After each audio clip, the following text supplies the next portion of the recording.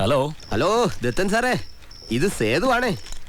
ഞാനൊരു 3 ലക്ഷം രാജയുടെ കയ്യിൽ കൊടുത്തു വിടുന്നുണ്ട്. ഈ മാസം എന്താണ് ഒരു കുറവ്? എന്റെ പൊന്ന് സാറേ, പണ്ടത്തെ പോലെ അല്ല ഇപ്പോ. പണ്ട് ഒരു 10 രൂപ കൊണ്ട് നമ്മൾ കടയിൽ പോയാൽ ഇഷ്ടം പോലെ വീട്ടു സാധനങ്ങൾ കൊണ്ടുവരാമായിരുന്നു. പക്ഷെ ഇപ്പൊ അങ്ങനെയല്ല. അതെന്താ? ഇപ്പൊ എല്ലാ സ്ഥലത്തും ക്യാമറ വെച്ചേക്കല്ലേ. അതിപ്പോ കടയിൽ മാത്രമല്ല, വീട്ടിലും അത് തന്നെ. Security, alarm, camera. ഓ, കള്ളന്മാർക്ക് ജീവിക്കാൻ പറ്റാത്ത അവസ്ഥയാ. ഈ പോലീസിൽ ചില സത്യസന്ധന്മാർ ഇറങ്ങിയിട്ടുണ്ട്. ആ ഈസ്റ്റ് CI വല്ലാത്ത ശല്യമാ. ഒന്ന് നോട്ട് ചെയ്യണം. 2 ആഴ്ചക്കുള്ളിൽ പുതിയ CI വരും. സത്യം. എടാ, പുതിയൊരു CI വരുന്നു. എന്ത് പറ്റി? CI വരുന്നു പറഞ്ഞിട്ട് ഓടാൻ പറഞ്ഞതല്ല, പുതിയൊരു CI ഇവിടെ ചാർജ് എടുക്കുന്നു. അത് നമ്മുടെ ആളാണോ? ചുള്ളി കാത്തു.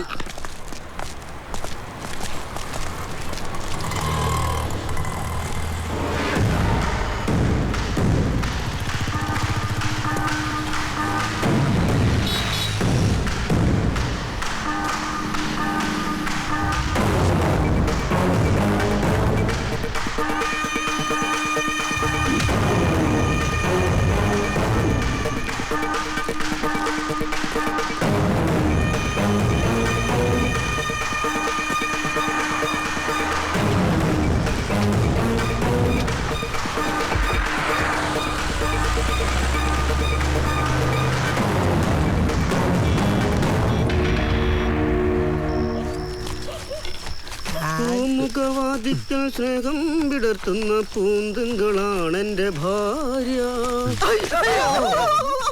ഏതൊരു ചെറ്റയുടെ പേഴ്സിൽ എന്റെ ഭാര്യയുടെ ഫോട്ടോ. വല്യേട്ടാ,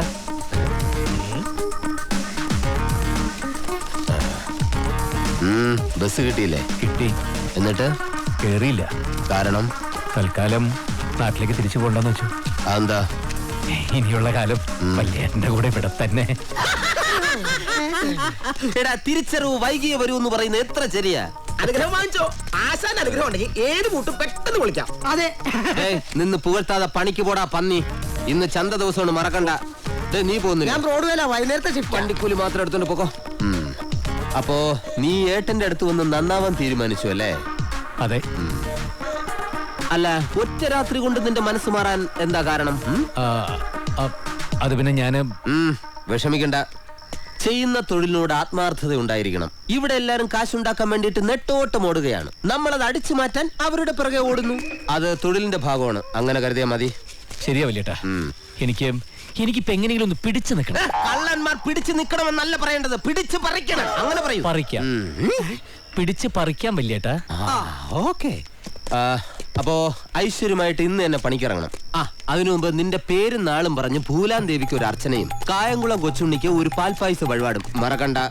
പിന്നെ എന്റെ സഹകള്ളന്മാരെ ഒന്ന് പരിചയപ്പെടാം. ഞാൻ പട്ടിമാത്തൻ. ഞാൻ MA തങ്കച്ചൻ, BA, കമ്പ്യൂട്ടർ എഞ്ചിനീയറാ, പൂട്ടുപൊളിക്കളിയിൽ ഡിപ്ലോമ, കുഞ്ഞപ്പൻ, സുരപ്പൻ, ജോപ്പൻ. മതി മതി മതി. പിന്നെ ഇവൻ എന്റെ കുഞ്ഞമ്മയുടെ മോനായതുകൊണ്ട് പറയല്ല, ഇവൻ വളരെ നല്ലൊരു കുടുംബത്തിൽ പിറന്നവനാ. അതുകൊണ്ട് രക്ഷപ്പെടാൻ ഇതൊരു വഴിത്തിരിവാണ്. എന്നാലും അമ്മയും കല്യാണിയും കുറിച്ചൊക്കെ ഓർക്കുമ്പോ മക്കളെ വളർത്തുമ്പോ മാതാപിതാക്കൾക്ക് ഒരുപാട് പ്രതീക്ഷകൾ ഉണ്ടാവും. അതൊന്നും നമ്മുടെ തെറ്റല്ല. ഈ ജോപ്പനെ ഇവന്റെ അപ്പം കപ്പിയാരാക്കാൻ നോക്കിയതാ, പക്ഷെ കള്ളനായില്ലേ. അതുകൊണ്ട് എന്താ, ആ കുടുംബമേ രക്ഷപ്പെട്ടില്ലേ. മിസ് കോള് വന്നു. ട്രെയിനറാ. ട്രെയിനറോ? മോഷണകലയിലെ നമ്മുടെ എല്ലാം trainer doctor Benjamin D Franklin.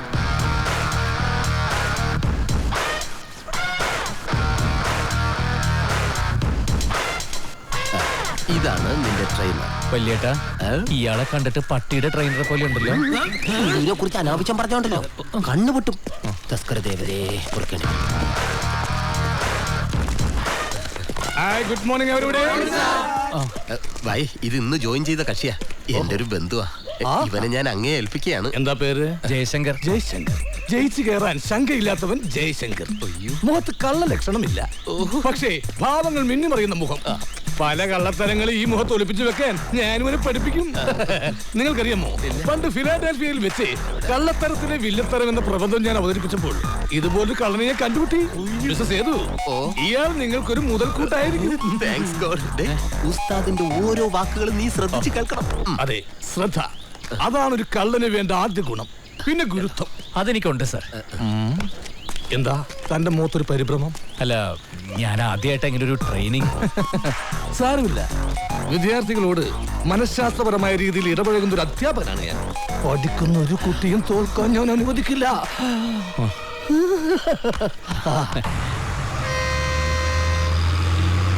കള്ളന്മാർ 3 തരമുണ്ട്.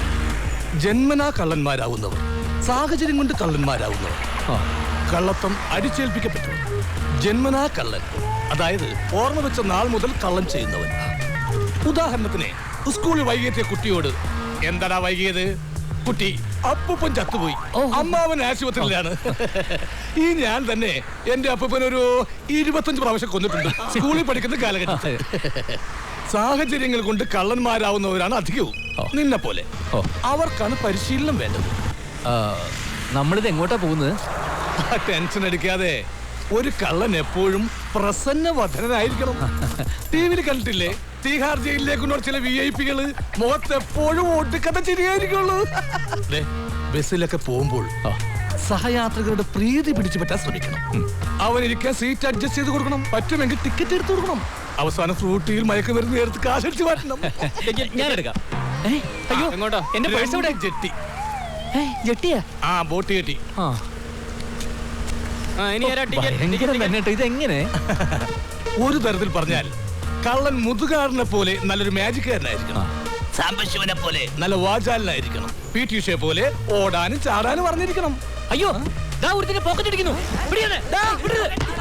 വണ്ടി എടുത്തടാ, വണ്ടി എടുത്തടാ. വേണ്ട സാർ, വേണ്ട. നമ്മളായിട്ട് ഒന്നും ചെയ്യണ്ട. നമുക്ക് പോലീസിനെ ഏൽപ്പിച്ചാൽ മതി. നമുക്ക് ഇത് ട്രെയിനിങ്ങിന് വേണ്ടിയുള്ള സെറ്റപ്പ്. പഠിച്ചു വരുന്നല്ലേ ഉള്ളൂ. ഇതെന്റെ സ്വന്തം വണ്ടിയാ, MTC, മൂവിംഗ് ട്രെയിനിങ് കോളേജ്. ഞങ്ങളവിടുത്തെ PG സ്റ്റുഡൻസാ. എന്നിട്ടൊരു പോക്കറ്റ് അടിക്കാൻ അറിയില്ല നമുക്ക്. എന്നോട് ഞാൻ പറഞ്ഞിട്ടില്ലടാ, കൈ കണ്ണാകണം, കണ്ണ് മനസ്സാകണം. നോക്ക്, പോക്കറ്റ് അടിക്കും മുമ്പ് നിന്റെ തന്നെ ഒരു 50 രൂപ നോട്ട് ബസിന്റെ ഫ്ലോറിലേക്ക് ഇടണം. എന്നിട്ട് അയ്യോ എന്റെ കാശ് പോയി എന്ന് പറയണം. അപ്പൊ ചിലരുടെയൊക്കെ ശ്രദ്ധ അവിടേക്കാവും. ആ സ്പോട്ടിൽ അടിച്ചു മാറി നടക്കണം. ഓക്കെ, മനസ്സിലായല്ലോ? എനിക്കെന്തോ വല്ലാതെ പേടിയാവുന്നു. പേടി പുറത്തു നിൽക്കുമ്പോഴാ. മീൻ പിടുത്തക്കാരന് മീനിനെ പേടിക്കണോ? പെണ്ണുപിടുത്തക്കാരന് പെണ്ണിനെ പേടിക്കണോ? അകത്തിറങ്ങണം, അപ്പൊ പേടി മാറും. അപ്പൊ റൈറ്റ്, ഐശ്വര്യമായിട്ട് നമുക്ക് പരിശീലനം തുടങ്ങാം. വരൂ. അനുഗ്രഹിക്കണം. ശ്രമിക്കാം. എന്തു പറ്റിയടോ? ഒരു പൂച്ച വട്ടം ചാടി. അയ്യോ, കുഴപ്പമില്ല. കള്ളന്മാരെ സംബന്ധിച്ചിടത്തോളം പൂച്ച വട്ടം ചാടുന്നത് ശുഭലക്ഷണ. ആ മാർഗാരേ മാർഗ വിഘ്നസ്യേ തസ്കരേ ശുഭലക്ഷണേ എന്ന് കേട്ടിട്ടില്ലേ? ഇപ്പൊ കേട്ടില്ലേ? അത് മതി, കിട്ടണോ?